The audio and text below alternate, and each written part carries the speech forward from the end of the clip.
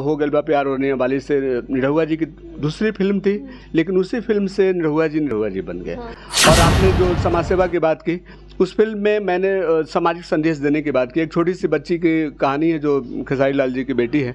बात तो पकड़ा है कि दुल्हन गंगा पार की, मतलब दुल्हन का जिक्र करते करते समाज सेवी में 800 शादियां भी करवा दी इसी को लेकर। गरीब की कोई बीवी होती है ना, पूरे गांव की मतलब भाभी मानी जाती है। मतलब क्या जरूरत है एक दूसरे को छिटाकसी करने का? अश्लीलता कैसे खत्म होगी, कहाँ से खत्म होगी, ये आपस में एक मतलब डिसाइड करने वाली बात है। मतलब जो व्यावसायिकीकरण हुआ वो मनोज तिवारी जी के बदौलत ही हुआ। जय हिंद दोस्तों, अभी हमारे साथ भोजपुरी के मशहूर प्रोड्यूसर और डायरेक्टर हैं। इनको आप फिलहाल तो जानते ही होंगे, पहचान के तो मोहताज होंगे नहीं। अगर नहीं जानते हैं तो आपको सबसे पहले बता दूं कि ये वही डायरेक्टर जो मूवी तो बनाते हैं, मूवी जो इनका बनता है वो स्पेशली समाज सेवा के लिए बनता है। कहीं ना कहीं इन्होंने अभी तक 800 शादियाँ करवा रखी है। आपने 800 शादियों के में भूमिका रही है हमारी। अच्छा। और सामूहिक शादी हर साल हम लोग कराते हैं, उसमें अच्छी खासी भूमिका रही है। और हम लोग सीधे इंट्रो पे चले। सबसे पहले आपके चैनल के माध्यम से सभी देखने वालों को मेरा नमस्कार है। और सबसे बड़ी बात है कि मतलब आज के युग में जो मतलब एक जो भोजपुरी की जो एक लेवल बनी हुई है, कहने में शर्म आ रही है कि मैं भोजपुरी भाषी हूँ, लेकिन मैं गर्व से कहता हूँ कि मैं भोजपुरी भाषी हूँ। मैं उस भोजपुरी भाषा क्षेत्र से आता हूं जहां से डॉक्टर राजेंद्र प्रसाद देश के प्रथम राष्ट्रपति के रूप में भोजपुरी भाषी थे। तो मैं उनके मतलब उनके क्षेत्र का एक मतलब एक इंसान हूं, मैं एक व्यक्तित्व हूं। और सबसे बड़ी बात है कि भोजपुरी फिल्म इंडस्ट्री हो या भोजपुरी संगीत इंडस्ट्री हो, आपको आपके सवाल पूछने से पहले मैं आपको बता दूं कि जो दौर चल रहा है उस दौर में आज वाकई में हम लोग जो मेहनत करके यहाँ तक लाए कि चलो एक दौर था जब भोजपुरी बिल्कुल ख़त्म हो चुका था, और मनोज तिवारी जी के माध्यम से ये भोजपुरी फिर से मतलब जीवित हुआ। और मतलब व्यावसायिकीकरण हुआ वो मनोज तिवारी जी के बदौलत ही हुआ। अच्छा सर, एक सवाल सबसे पहला आपसे रहेगा कि आपने बहुत सारी सुपर डुपर मूवी में आपका मतलब रोल रहा है, तो आपने अचानक से जिस तरह से एक तरफ भोजपुरी अश्लीलता की तरफ जाता जा रहा है, और कहीं ना कहीं भोजपुरी में कुछ लोग हैं जिनको शर्म भी आता है कि कोई लोग अगर पूछ देते हैं ना कौन से किस में काम करते हो, तो भोजपुरी का नाम आता है तो कहीं ना कहीं उनको शर्म आता है।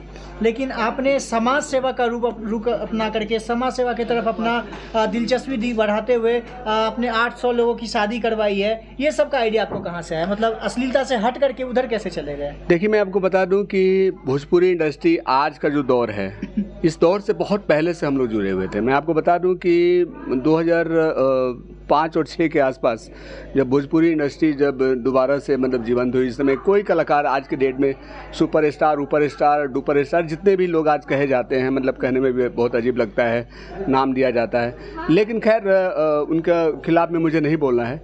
लेकिन सबसे बड़ी बात ये है कि ये जो हमारा मनसा है, हम जिस माहौल में आते हैं, जिस माहौल से आते हैं, हम लोग कहीं ना कहीं भोजपुरी संस्कृति से आते हैं। और भोजपुरी एक ऐसी संस्कृति है जहाँ पे आज भी संस्कार जिंदा है। आज भी हमारे अंदर में बड़े और छोटे के लिहाज है।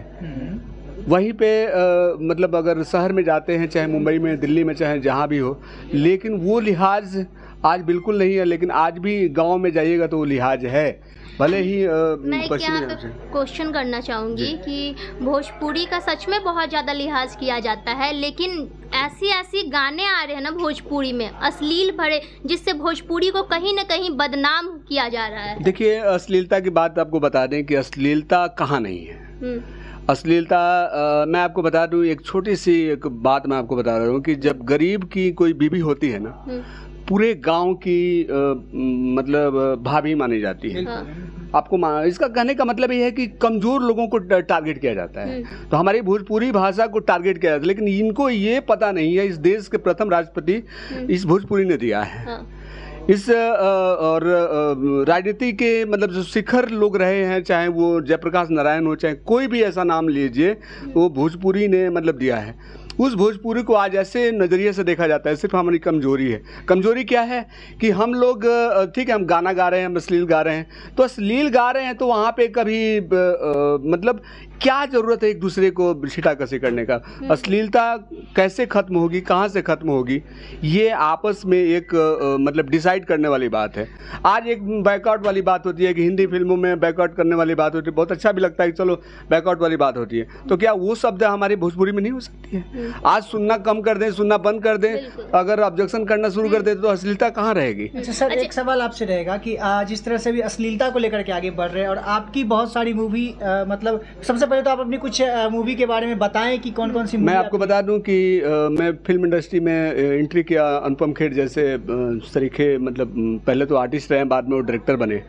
और उनकी फिल्म आई थी ओम जय जगदीश, और उनकी एक प्रोडक्शन कंपनी थी जे रेडिकल प्राइवेट लिमिटेड, तो उसमें मैं असिस्टेंट डायरेक्टर रहा। काफ़ी सारे उनके मतलब जो सीरियल्स थे, और वहाँ से मैं सीधे आया। और मुझे याद है कि ये बीना आनंद जी, एक ज़माना था कि बीना आनंद जी और कृष्णा अभिषेक जो बाद में कॉमेडी इसमें बने, उस समय उन लोगों ने काफ़ी सारी फिल्में, हिंदी फिल्म, भोजपुरी फिल्में की। उनकी पहली फिल्म तुझसे प्यार बा एज असिस्टेंट डायरेक्टर मैंने किया था। उसके बाद हो गल बा प्यार होने वाली से निरहुआ जी की दूसरी फिल्म थी, लेकिन उसी फिल्म से निरहुआ जी बन गए। और उसके बाद काफ़ी सारी फिल्में मैंने की, और मेरी जो पहचान बनी दुल्हन गंगा पार के, एक फिल्म आई थी दुल्हा गंगा पार के, 1986 समथिंग बनी थी।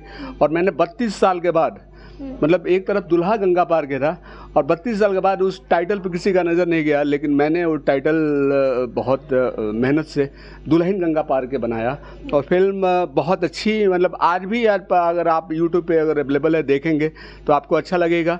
और आपने जो समाज सेवा की बात की, उस फिल्म में मैंने सामाजिक संदेश देने की बात की। एक छोटी सी बच्ची की कहानी है जो खेसारी लाल जी की बेटी है, और उनके दिल में छेद है, और कहीं ना कहीं समाज को एक संदेश देती है। मेरा कहने का मतलब है कि अगर इंसान आज देखिए, आज बहुत पॉजिटिविटी भी है और निगेटिविटी भी है। पॉजिटिविटी ये है कि आज मोबाइल में आसानी से आप कुछ भी आपको देखने को मिल जाता है। निगेटिविटी ये है कि सिनेमा हॉल खत्म हो गया, सब कुछ खत्म हो गया, तो कहीं ना कहीं दूरियां और दायरे तो जो सिमटते जाते हैं। आपकी एक बात को मैंने पकड़ा है कि दुल्हन गंगा पार की, मतलब दुल्हन का जिक्र करते करते समाज सेवी में 800 शादियां भी करवा दी, इसी को लेकर के। नहीं, उसके पहले हम लोग 2010 से मतलब काफ़ी सारे अलग अलग जगहों पे 51 गरीब लड़कियों की शादी करने का एक जो सिस्टम रहा, आपके मन में कब ऐसा हुआ कि हमको इतनी सारी बेटियों का शादी करवाना है? देखिए, आपको बता दें कि जब समाज सेवा पे आप जब उतरते हैं ना, तो आपको आपके सामने एक ही चीज़ नज़र आता है कि अगर कोई अगर कमी दिखाई देती है तो मुझे लगता है कि वो कमी हमारी है। और उसको बोला जाता है कि बेटी का कन्यादान करना बहुत पुण्य का काम होता है। आपने तो 800 बेटियों का कन्यादान। आपको बता रहे हैं कि उसमें भी आपको एक राज की बात खोलना चाहूँगा कि सामूहिक विवाह के तौर पे हमने बेटियों की शादी तो कराई है उसमें, लेकिन कुछ ऐसे सिस्टम भी होते हैं जो जिस सिस्टम को आपको बता दें कि आपको दिल को छुएगा। हम लोग निर्जला उपवास रखते हैं जब बेटी की विदाई नहीं होती है। हम लोग उस दिन बिल्कुल नंगे पांव हम लोग सेवा करते हैं, और बतौर बेटी उनको जब तक विदाई नहीं हो तब तक मुंह में पानी भी नहीं डालते हम लोग। और उसके बाद वैष्णो देवी जाते हैं बाकायदे, मतलब माँ से मन्नत मांगने के लिए कि उन बेटियों की घर सुखद रूप से बसाए। बताइएगा, जो भोजपुरी के बड़े बड़े कलाकार हैं वो लोग खुद आपस में झगड़ जाते हैं, इसीलिए तो भोजपुरी को अश्लील भाषा कहा जा रहा है। आप एक बार बताइए कि जब हम लोग ट्रेन में जाते हैं तो एक अगर बंगाली मिल जाए तो पता चलता है कि वो लोग आपस में मतलब भाषा का प्रयोग करके और वो अपने आप को गौरवान्वित महसूस करते हैं, और हमें शर्माता है कि हम भोजपुरी भाषी हैं। तो कहीं ना कहीं अपने आप को कमज़ोर तो हम खुद बना रहे हैं। और रही बात अश्लीलता की, अश्लीलता कोई शब्द ज़रूर है, लेकिन इसको ख़त्म करने के लिए ये कोई बोलने से, और ये जो मीडियाबाजी चल रहा है, अभी मुझे देखने को मिला, एक मीडिया वाले को धक्का दिया जा रहा है और वहाँ पे बोला जा रहा है अब शब्द कि अगर आज हम लोग आपको बता दें कि समाज सेवा की अगर आप मतलब फेसबुक पे मतलब या यूट्यूब पे के माध्यम से आपको देखने को मिलेगा, हम लोग लाखों बच्चों को ये सिखाते हैं कि गाली मत दो, और यहाँ पे आए दिन तुम ये कर रहे हो, तुम वो कर रहे हो, डायरेक्टली मतलब वो भी वीडियो दिखाया जा रहा है। तो कहने का मतलब है अपने आप को कमज़ोर अगर दिखाएंगे तो निश्चित तौर पर वही हाल होगा। एक गरीब की बीवी पूरे गांव की भाभी होती है। देख सकते हैं अभी हमारे साथ बहुत ही बड़े डायरेक्टर, प्रोड्यूसर और कहीं ना कहीं उससे भी बड़े रोल में समाज सेवा करते हैं और अभी तक 800 कन्यादान कर चुके हैं और फिर भी अश्लीलता को लेकर के इन्होंने भी बहुत बड़ी बातें भी कही हैं। लेकिन कभी कहीं ना कहीं इनका भी कहना सही है कि जिस तरह से हम लोग अश्लीलता को प्रमोट करते हैं उसको छोड़ करके जो अच्छाई है उसको भी दिखाया जा सकता है। आप देख रहे हैं पब्लिक प्रोल पॉइंट्स और इस तरह की और भी खबरों को देखने के लिए हमारे चैनल को सब्सक्राइब करें और शेयर करना ना भूलें। तब तक के लिए जय हिंद।